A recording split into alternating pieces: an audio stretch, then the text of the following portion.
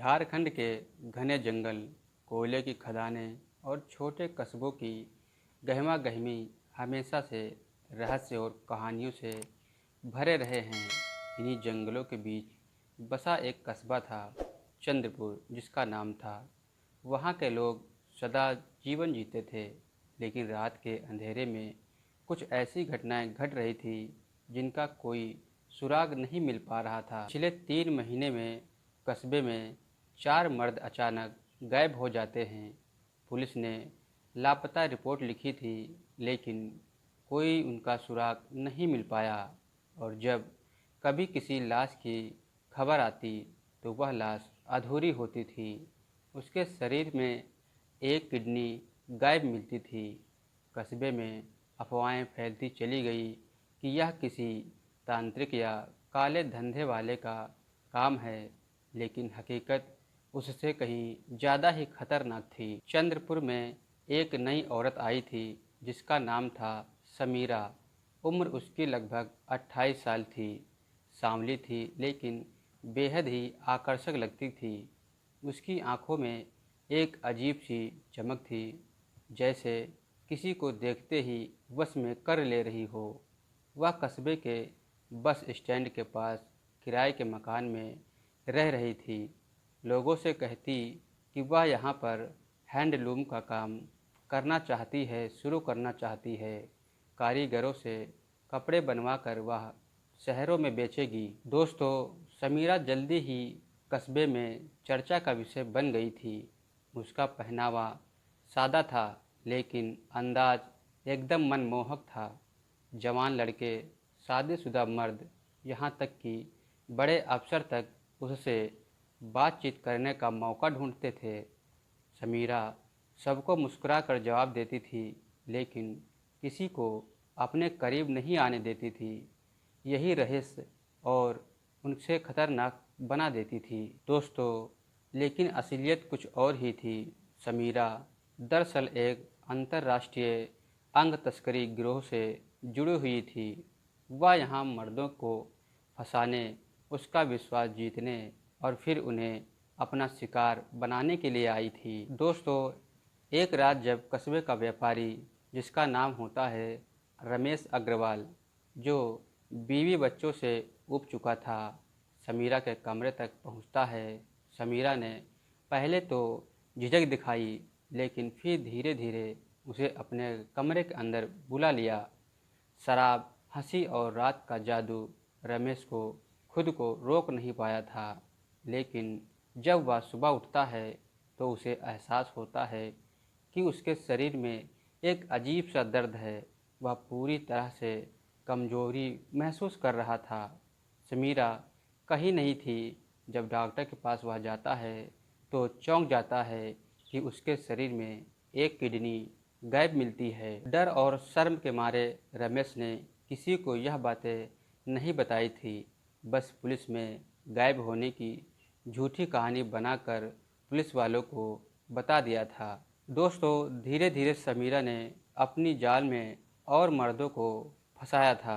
कभी किसी मजदूर को तो कभी किसी अफसर को। हर बार तरीका एक जैसा ही रहता था।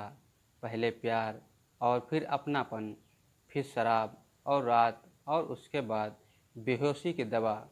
सुबह होते ही मर्द कमज़ोर और अधूरा सा रह जाता था और समीरा वहाँ से कहीं भाग जाया करती थी। कस्बे में अब डर फैल चुका था। लोग कहते थे रात में कोई चुड़ैल निकलती है जो मर्दों को खा जाती है। लेकिन असली खेल झारखंड के जंगलों में चल रहा था। समीरा जिन किडनियों को निकालती थी, उन्हें एक गुप्त रास्ते से रांची और वहां से दिल्ली भेज दिया करती थी। लाखों करोड़ों का यह धंधा पूरी गुप्तता से चलता आ रहा था। दोस्तों, थाना प्रभारी अजय सिंह को यह मामला सुलझाने का जिम्मा मिला था। अजय सीधा साधा लेकिन ईमानदार अफसर था। उसने लापता मर्दों की लिस्ट बनाई, उनकी गतिविधियां खंगाली और एक बात पकड़ी। हर शिकारी की आखिरी बार किसी खूबसूरत औरत के साथ देखे जाने की चर्चा थी। दोस्तों, अजय ने अपने मुखबरों से जानकारी जुटाई और धीरे धीरे समीरा तक पहुंच चुका था, लेकिन उसके खिलाफ कोई सबूत नहीं था उसके पास। समीरा इतनी चालाक थी कि कोई गवाही देने की हिम्मत नहीं करता था समीरा के खिलाफ। अजय ने तय किया कि वह खुद समीरा के जाल में फंसकर उसकी असलियत को उजागर करेगा। वह एक अमीर कारोबारी का भेष धरकर समीरा से मिलने जाता है। पहली मुलाकात में ही समीरा ने अपनी जादुई मुस्कान से उसे बांध लिया था, लेकिन अजय सतर्क था। उसने अपनी टीम को छुपकर आसपास तैनात कर दिया था। दोस्तों, उस रात समीरा ने वही खेल खेला, शराब पिलाया और फिर रोमांस का जाल बिछाया। अजय जानबूझकर पीने का नाटक करता रहा, लेकिन उसने दवा से बचने के लिए पहले ही एंटीडोल ले लिया था। रात के तीसरे पहर जब समीरा ने ऑपरेशन का सामान निकाला और अजय पर झुककर चाकू चलाने की कोशिश की थी, तभी अजय ने उसकी कलाई पकड़ ली। अजय ने समीरा से कहा, समीरा, अब तुम्हारा खेल खत्म। बत्ती जलाई जाती है, फिर टीम कमरे के अंदर आती है और समीरा को पकड़ लिया जाता है और समीरा इस बारे में चौंक जाती है। जांच में पता चलता है कि समीरा का असली नाम सरोजनी है। वह बिहार के एक गांव से थी और गरीबी में पली बड़ी थी। 16 साल की उम्र में एक दलाल ने उसे शहर ले जाकर बेच दिया था। वहीं से वह इस काले धंधे में आ गई थी। खूबसूरती और चालाकी उसकी ताकत थी। उसने कई देशों में यह काम किया था और अब झारखंड को अपना नया अड्डा बनाया था। गिरफ्तारी के बाद उसने सब कुछ कबूल कर लिया था।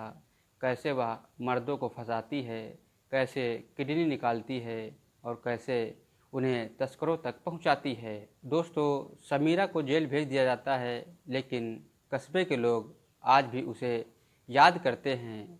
कोई उसे खलनायिका कहता है, कोई मजबूरी का शिकारी कहता है, लेकिन सच यही था कि झारखंड के छोटे से कस्बे में एक खूबसूरत औरत ने डर और रहस्य की ऐसी परछाई छोड़ दी थी जिसे लोग दशकों तक भूल नहीं पाए थे। दोस्तों, यह कहानी बस यहीं तक थी। अगर आपने हमारे चैनल को सब्सक्राइब नहीं किया है तो हमारे चैनल को सब्सक्राइब ज़रूर कर लें। मिलते हैं आपको किसी दूसरी नई कहानी के साथ। तब तक के लिए धन्यवाद।